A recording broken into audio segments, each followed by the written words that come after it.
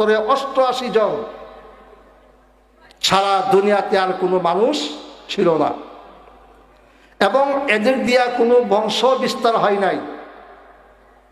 হযরত নূহ আলাইহিস সালামের 3 জন ছেলে সাম, হাম, ইয়াফিস, এই 3 জনের মাধ্যমে আল্লাহ পাক আবার দুনিয়া কি করলেন? আবাদ করলেন। এই জন্য হযরত নূহ আলাইহিস সালামকে আদমে সানি বলা হয়। এরা বললেন যে আমরা লোক মাধ্যমে মুরব্বীদের কাছ থেকে শুনে আসছি, এরা শুনছেন ওনাদের মুরব্বীদের কাছ থেকে। এই কবরটা হলো হযরত নূহ আলাইহিস সালামের ছেলে সাম আলাইহিস সালামের কবর। সুতরাং ওনার কবরের পাশে ওনাকে ডাক দিয়া যদি আপনি জীবিত করতে পারেন, তাহলে মনে করবো আপনি সত্যিকার নবী। আসলে কত বড় নির্ভুল, যিনি 10 বছর আগের মৃত্যু ব্যক্তিকে যদি জীবিত করতে পারেন আল্লাহর হুকুমে, 10,000 বছর আগের মৃত্যু ব্যক্তিকে জীবিত করতে পারবেন না? এর ক্ষমতা কার? আল্লাহর। উনি শুধু মাধ্যম। হাজার হাজার মানুষ এই অবস্থা দেখার জন্য উনি পারবে না, এরা হাসাহাসি করবে, ক্রিটিসাইজ করবে, পরিহাস করবে। হাজার হাজার মানুষ হযরত সাম আলাইহিস সালামের কবরের পাশে গিয়ে দাঁড়ায় রয়েছে।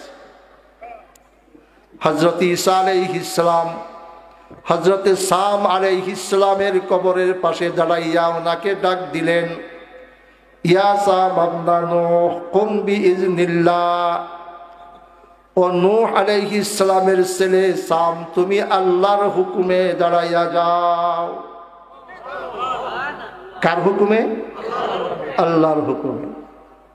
আল্লাহওয়ালা যারা, এদের কোনো ক্ষমতা নাই, এদের কোনো কৃতিত্ব কর্তৃত্ব নাই, একমাত্র সবকিছু কার? ইয়া সাম ইবনে নূহ কুম বিইজনিল্লাহ। ও নূহ আলাইহিস সালামের ছেলে সাম, তুমি আল্লাহর হুকুমে দাঁড়িয়ে যাও। এই আওয়াজ শোনার পরে হযরত সাম আলাইহিস সালাম কবর থেকে লাফ দিয়া দাঁড়ায় গেছেন। বললেন না সুবহানাল্লাহ? উপস্থিত হাজার হাজার জনতা অবাক। যেটা আমরা হবে না মনে করেছি, মৃত্যু হয়ে গেল। হাজার হাজার মানুষ, একটা টু শব্দ নাই, সব নীরব। হযরত সাম আলাইহিস সালাম দাঁড়ায়া ওনাকে সালাম দিলেন, ঈসা আলাইহিস সালামকে। শোনেন, মন রাখলে জীবনের জন্য যথেষ্ট। সাম আলাইহিস সালাম আর ঈসা আলাইহিস সালামের সাথে এখন আলোচনা শুরু হয়ে গেছে। হযরত ঈসা আলাইহিস সালাম সাম আলাইহিস সালামকে বললেন, হুজুর আপনি কত বৎসর আগে মৃত্যুবরণ করেছিলেন? হযরত সাম আলাইহিস সালাম বললেন, তখন যে আমি 4000 বৎসর আগে আমি মৃত্যুবরণ করেছি। ঘুমাইতেছেন? যে আমি 4000 বৎসর আগে মৃত্যুবরণ করেছি। এখন হযরত ঈসা আলাইহিস সালাম বললেন, হুজুর আপনার কাছে আমার একটা প্রশ্ন। 4000 বৎসর আগের পরিবেশ, 4000 বৎসর পরের পরিবেশ কি এক? এখন আমাদের চরাঞ্চল যে মনে বিদ্যুৎ দিয়া যে আলোকিত, যারা নাকি 50 বছর আগে মারা গেছে, আল্লাহ যদি ক্ষমতা দেন, তারা দেখিয়া গেছেন যে চট্টগ্রাম কি অবস্থা, রাজা চিনব? কবি যে কোন দেশে এলাম, কি চলতেছে এটা? হযরত ঈসা আলাইহিস সালাম হযরত সামকে বললেন, আপনার কাছে আমার একটা প্রশ্ন। আপনি যেহেতু নূহ আলাইহিস সালামের ছেলে, 4000 বৎসর আগে আপনি দুনিয়া থেকে ইন্তেকাল করেছেন। ইব্রাহিম আলাইহিস সালামের আগে আপনি দুনিয়াতে ছিলেন। ইব্রাহিম আলাইহিস সালামের আমল থেকে মানুষ যখন বুড়ো হয়, বার্ধক্যের আলামত স্বরূপ চুল দাড়ি পাকা শুরু হয়েছে ইব্রাহিম আলাইহিস সালামের যুগ থেকে। ইব্রাহিম আলাইহিস সালামের আগে যারা দুনিয়াতে ছিল, 1000 বছর বাঁচলেও মৃত্যুর আগে একটা চুলও কি করতো না? পাকতো না। কথা বুঝতেছেন না? পাকতো না। আপনি যেহেতু নূহ আলাইহিস সালামের ছেলে সাম, দুনিয়ার অবস্থানকালীন সময়টা ছিল ইব্রাহিম আলাইহিস সালামের আগে, আর বার্ধক্যের আলামত স্বরূপ চুল দাড়ি পাকা শুরু হয়েছে ইব্রাহিম আলাইহিস সালামের আমল থেকে। সুতরাং আপনার তো একটা চুলও সাদা হওয়ার কথা না, সবগুলো ঝকঝকে কালো থাকার কথা, কিন্তু দেখতেছি সবগুলো দবদবে সাদা।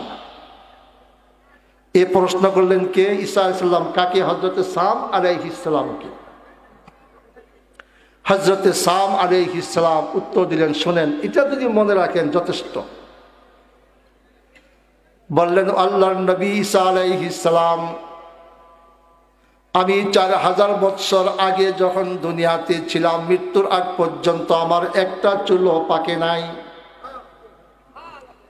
ঝকঝকে কালো চুল নিয়ে আমি মৃত্যুবরণ করেছিলাম।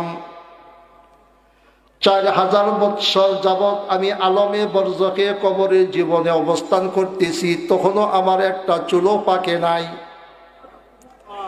কিছুক্ষণ আগে যে আপনি ডাক দিয়েছেন, আমি মনে করেছি ইসরাফিল আলাইহিস সালাম কিয়ামতের পরে 40 বৎসর পরে দ্বিতীয়বার আবার সিংহা ফুঁক দিয়েছেন। এখন আমার হাসরের মাঠে আল্লাহর সামনে হাসরের মাঠে উপস্থিত হইয়া আল্লাহর আদালতে আমার হাজিরা দিতে হবে। 4000 বৎসর আগে যে আমি দুনিয়াতে ছিলাম, ওই 4000 বৎসর আগে দুনিয়ার অবস্থানকালীন সবার হিসাব এখন আমার আল্লাহর কাছে দিতে হবে। হিসাব দিতে গিয়া যদি আমি নিরপরাধী প্রমাণিত হয়, আমার জন্য জান্নাতের ফায়সালা হবে। হিসাব দিতে গিয়া যদি আমি অপরাধী প্রমাণিত হয়, আমার জন্য জাহান্নামের ফায়সালা হবে। কথা বুঝেন নাই?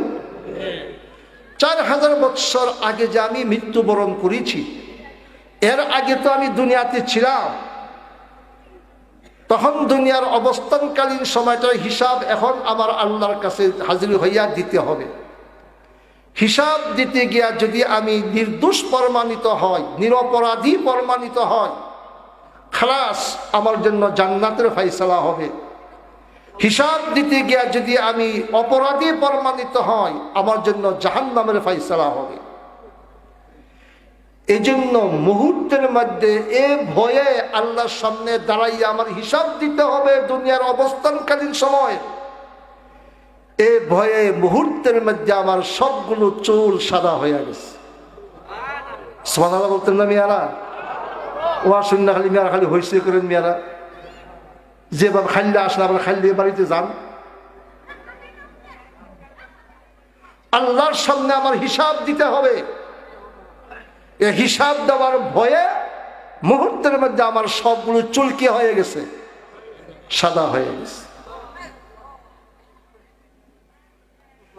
হযরত সাম আলাইহিস সালাম যে ভয়টা অন্তরে লালন করেছিলেন, এই অবস্থার সম্মুখীন কি আমার আপনার হইতে হবে না? আল্লাহর কাছে দাঁড়াইয়া, সামনে দাঁড়াইয়া আমার হিসাব দিতে হবে। এটা যেমন যেভাবে আমি বিশ্বাস করি, যদি এটা যদি আমি আমার জীবনে আমি বাস্তবায়ন করতে পারতাম, আমি হই হুজুর, আমি হই পিসা, আমি হই রাষ্ট্রপ্রধান, আমি হই এমপি, আমি হই চেয়ারম্যান, আমি হই মেম্বার, আমি হই কৃষক, আমি হই দোকানদার, আমি হই খেটে খাওয়া মজুর, কোনোদিন আমার দ্বারা আল্লাহ পাকের নাফরমানি সংগঠিত হওয়া আদৌ সম্ভব হতো না। এই জন্য আল্লাহ রাব্বুল আলামিন বলেন, আমাদের মধ্যে আল্লাহ পাকের ভয় নাই বিদায় আমাদের জন্য, আমাদের মাঝে মৃত্যুরও কোনো প্রস্তুতি নাই। মৃত্যুরও কোনো প্রস্তুতি আমাদের মধ্যে নাই। মৃত্যুর প্রস্তুতি হয় আমলের মাধ্যমে। এই জন্য মহতরম হাজির, আল্লাহ রাব্বুল আলামিন বলেছেন, ফাআম্মা মান তাগা ওয়া আসারাল হায়াতাদ দুনিয়া ফাইন্নাল জাহিমা হিয়াল মাওয়া ওয়া আম্মা মান খাফা মাকামা রাব্বিহি ওয়া নাহান নাফসা আনিল হাওয়া ফাইন্নাল জান্নাতা হিয়াল মাওয়া। হিসাব নিকাশের পরে কে জান্নাতি হবে, কে কেহ জান্নাতি হবে, কেহ জাহান্নামী হবে, এটা হিসাব নিকাশের পরে বাকি কিছু তার লক্ষণ আছে না? কে জান্নাতি তারও কিছু লক্ষণ আছে, কে জাহান্নামী তারও কিছু কি আছে লক্ষণ আছে। এটা আল্লাহ পাক বলেন ফাআম্মা মান তাগা ওয়া আসারাল হায়াতাদ দুনিয়া ফাইন্নাল জাহিমা হিয়াল মাওয়া। আল্লাহ রাব্বুল আলামিন বলেন আমার যে বান্দারা দুনিয়াতে যাওয়ার পরে আমার নাফরমানির মধ্যে ডুবে থাকবে। আমি নামাজ পড়ি না, আমি কি আল্লাহ পাকের নাফরমানি করতেছি না আনুগত্য করতেছি? আমি চুরি করতেছি, আমি কি আল্লাহ পাকের নাফরমানি করতেছি না আনুগত্য করতেছি? আমি সুদখোর ঘুষখোর, সুদ খাইতেছি ঘুষ খাইতেছি, আমি কি আল্লাহ পাকের নাফরমানি করতেছি না আনুগত্য করতেছি? আল্লাহ বলেন ফাআম্মা মান তাগা ওয়া আসারাল হায়াতাদ দুনিয়া, যারা দুনিয়াতে যাওয়ার পরে আমার নাফরমানির মধ্যে ডুবে থাকবে, পরকালের প্রস্তুতি স্বরূপ নেক আমল করবে না এবং নাফরমানি করতেই থাকবে, ওয়া আসারাল হায়াতাদ দুনিয়া, আর পার্থিব জীবনটাই সে প্রাধান্য দিবে পরকালের উপর। আল্লাহ বলেন ফাইন্নাল জাহিমা হিয়াল মাওয়া, তার ঠিকানা কোথায়? কোথায়? জাহান্নাম। ফাআম্মা মান তাগা ওয়া আসারাল হায়াতাদ দুনিয়া, জাহান্নাম তার ঠিকানা। এখন আমি আমার বুকে হাত দিয়ে বলতেছি, আমি যে আমার জীবনটা যে বরফের মতো গলে যাচ্ছে, আমি যে দিন দিন পরকালের দিকে আমি অগ্রসর হচ্ছি, আখিরাত মুখী হচ্ছি, দুনিয়াকে পশ্চাৎধাবন করতেছি, আমি কি আল্লাহ পাকের নাফরমানি করতেছি নাকি আমি আল্লাহ পাকের আনুগত্য করতেছি? সুতরাং আমার ফায়সালা আমি দিতে পারবো, আমি জান্নাতি না জাহান্নামী। وَأَمَّا مَنْ خَافَ مَقَامَ رَبِّهِ وَنَهَى النَّفْسَ عَنِ الْهَوَى فَإِنَّ الْجَنَّةَ هِيَ الْمَأْوَى। আর যারা আল্লাহ পাকের সামনে দাঁড়াইয়া হিসাব দিতে হবে,